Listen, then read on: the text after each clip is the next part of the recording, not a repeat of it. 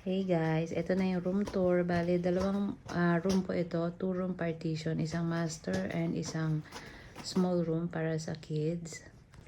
So, dito muna tayo sa unang kwarto. Ito yung kwarto ng anak namin.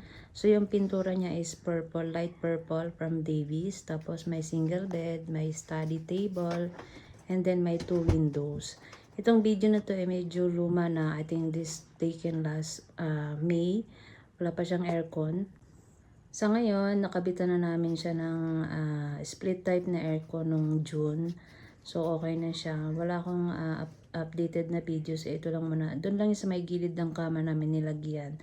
Bali yung window type na may butas dyan, nilagyan ko lang siya ng frame para hindi na siya makita.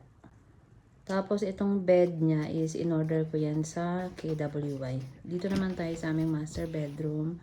So, yung bed namin is from KWY din. Queen size. Dalawa din yung window. May study table.